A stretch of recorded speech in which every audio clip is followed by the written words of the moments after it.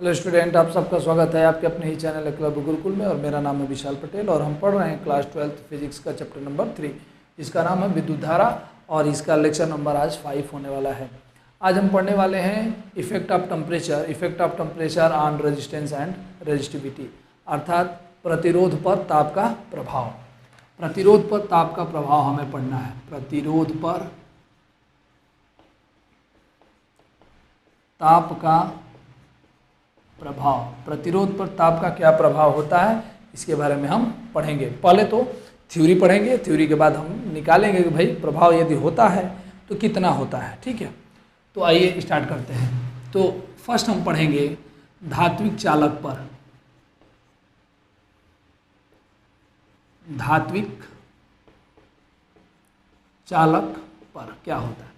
देखिए, धात्विक चालक में क्या होता है कि नंबर ऑफ इलेक्ट्रॉन बहुत ज़्यादा होते हैं। पहली तो बात ये समझिए, ये जो फार्मूला है हमारे पास ये होना चाहिए ml बटा में NE² टाउ है।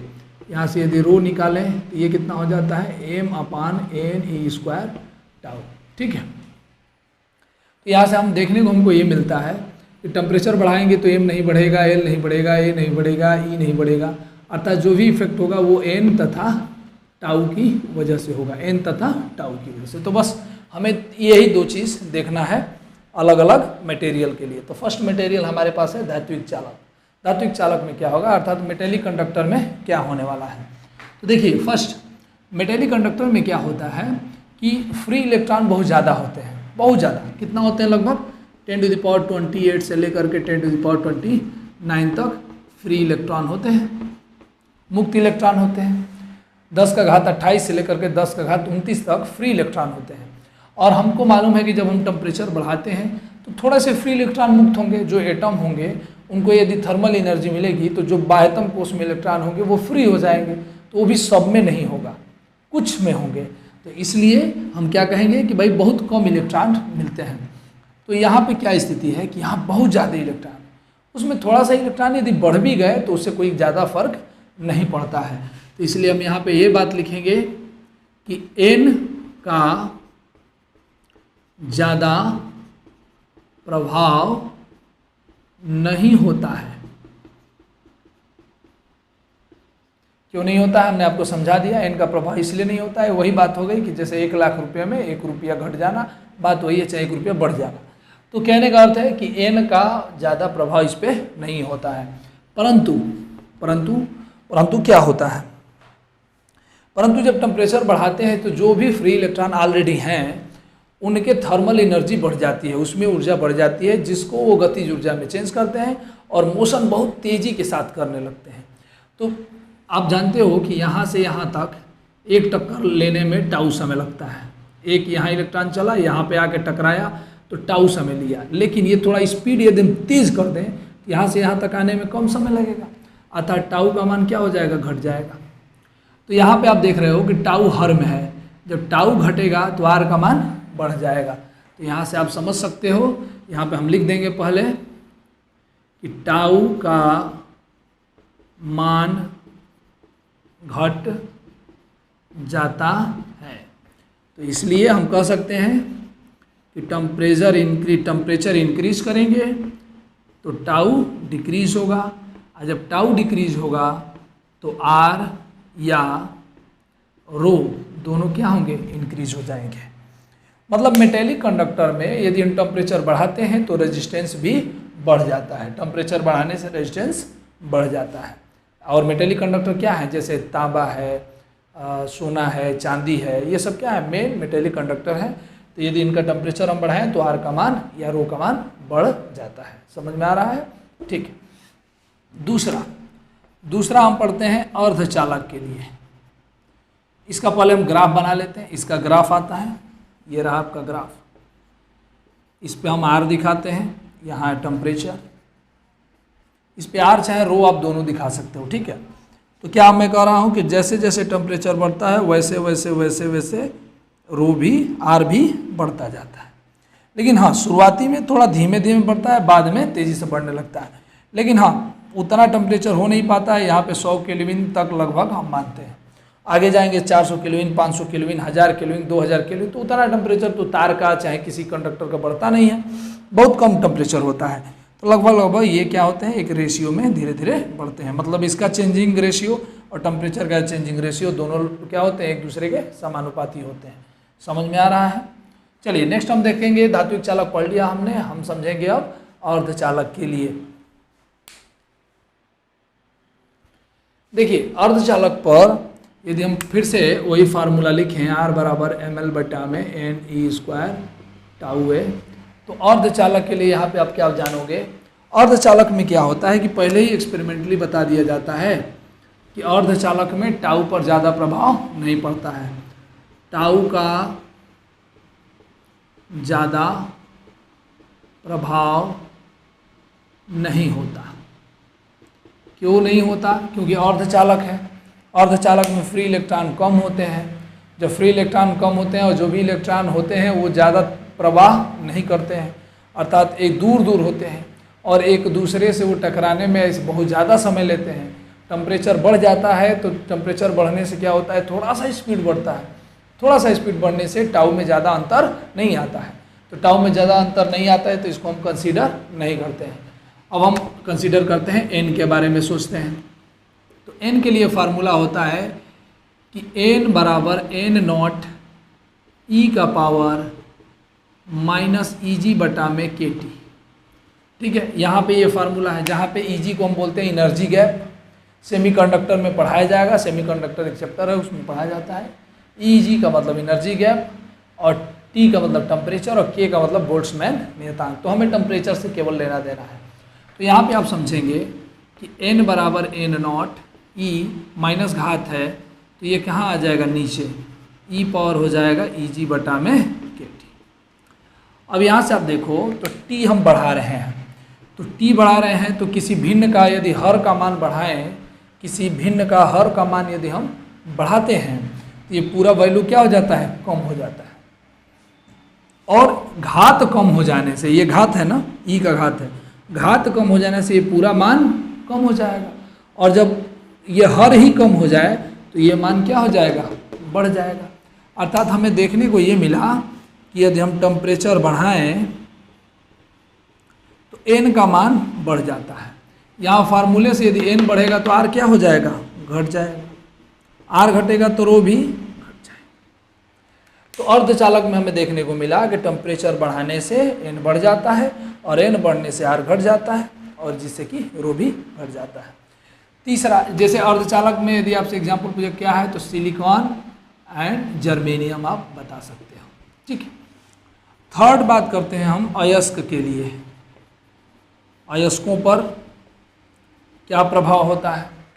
तो अयस्कों में देखा गया है एक्सपेरिमेंटली कि अयस्कों में एन भी बढ़ता है और टाउ घटता है, एन बढ़ता है और टाउ घटता है। तो इस वाले फार्मूले को देखेंगे तो एन बढ़ेगा, टाउ घटेगा एक ही में, और वो भी एक ही रेशियो से, ये बढ़ेगा, ये बढ़ेगा और ये घटेगा। तो एक दूसरे को ये क्या कर देंगे, कैंसिल कर देंगे, जिससे कि आर पे कोई प्रभाव नहीं पड़ता है। तो इसमें हम लिख लेंगे आर पर कोई प्रभाव नहीं पड़ता है। समझ में आ रहा होगा। तो अभी हम पढ़े पूरा थ्योरेटिकल में हमने जाना कि धातुओं पर टेम्परेचर बढ़ाएंगे तो प्रतिरोध में क्या अंतर आएगा। फिर उसके बाद से हमने जाना कि भाई धातुओं में टेम्परेचर बढ़ाएंगे तो आर बढ़ जाएगा। फिर अर्धचालक में हमने देखा कि यदि हम टेम्परेचर बढ़ाएं, ताप बढ़ाएं तो आर घट जाएगा। और अयस्कों में ये क्या होता है, ताप का कोई प्रभाव नहीं पड़ता है। अयस्क का मतलब क्या होता है जी, नाइक्रोम है, अयस्क है, टंगस्टन है, मैग्नीन है, ये सब क्या है, अयस्क हैं। तो इसके बारे में हमने आपको यहाँ पे क्लियर किया। अब हम देखेंगे भाई आर बढ़ जाएगा या घट जाएगा, लेकिन वो कितना बढ़ेगा। ठीक है, तो इसके बारे में हम लोग जांच करेंगे और उसी से हमें मिलेगा प्रतिरोध गुणांक का मान।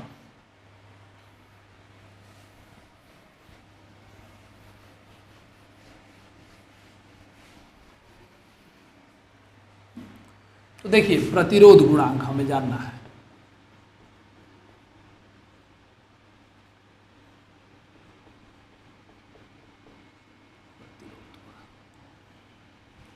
कोफिशिएंट ऑफ रेजिस्टेंस, ठीक है।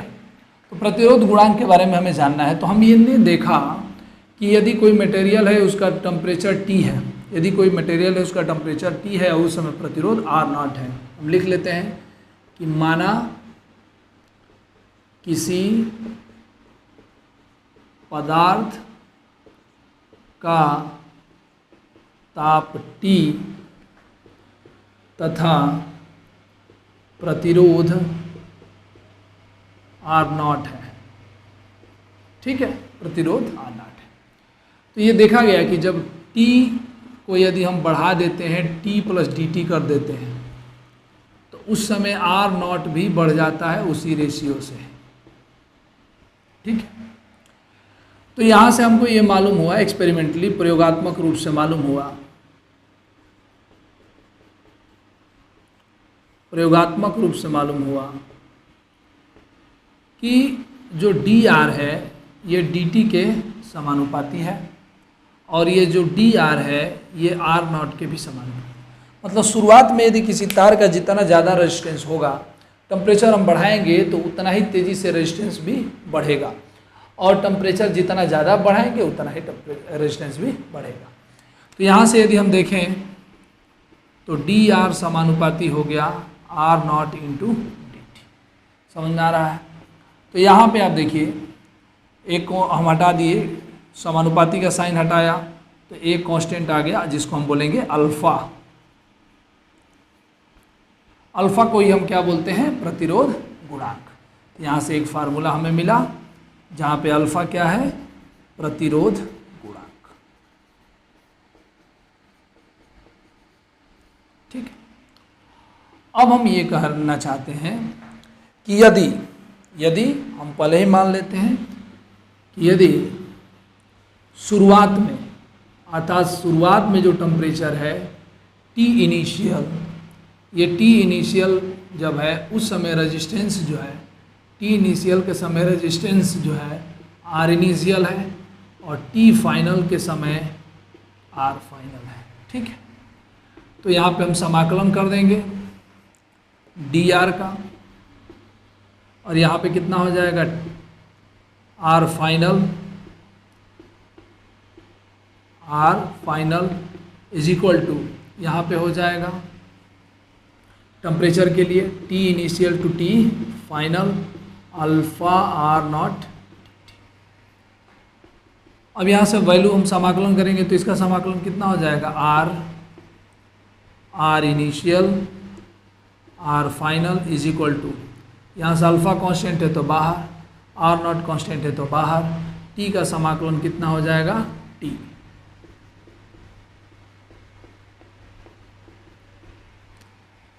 उस समय मान रखेंगे R final R initial is equal to alpha R0, यहाँ T final minus T initial, ठीक है। अब देखेंगे तो R फाइनल पे हमने कहा कि R फाइनल जो है R के बराबर है, R इनिशियल जो है R0 स्टार्टिंग में हमने माना था R0, तो R minus R0 is equal to R0, इसको हम लिख देंगे डेल्टा T। ये क्या है? चेंज इन टेम्परेचर में डिफरेंस। R0 को उधर ट्रांसफर मैंने किया तो R बराबर R0 plus alpha into R0 into delta T। तो R बराबर हमें मिला R0 common 1 plus alpha into delta T। तो कितना टेम्परेचर हम कितना चेंज करेंगे तो उसके बाद रेजिस्टेंस कितना हो जाएगा, ये यहाँ से मिला। यहाँ से डिफरेंस इन रेजिस्टेंस आप निकाल सकते हो, ठीक है, कितना भाई डिफरेंस हो रहा है, तो यहाँ से मिल जाएगा। ये जो अल्फ़ा है ये इसको बोलते हैं हम लोग प्रतिरोध गुणांक, जो कि अलग अलग मटेरियल के लिए दिया रहता है, जैसे कि कॉपर के लिए अलग, AU के लिए अलग, जो कि आपको ऑलरेडी न्यूमेरिकल में दिया रहेगा, जिसको यहाँ पे आपको केवल पुट करना होगा। टेम्परेचर डिफरेंस दिया रहेगा, R0 भी यहाँ पे दिया रहेगा। तो आज के लेक्चर में हमने पढ़ा पूरे टेम्परेचर का इफेक्ट, पहले थ्योरी से और फिर यहाँ पे डेरिवेशन से। समझ में आ गया होगा आपको। तो आप सबको आप एक बार अपने से भी दोहराएंगे। धन्यवाद।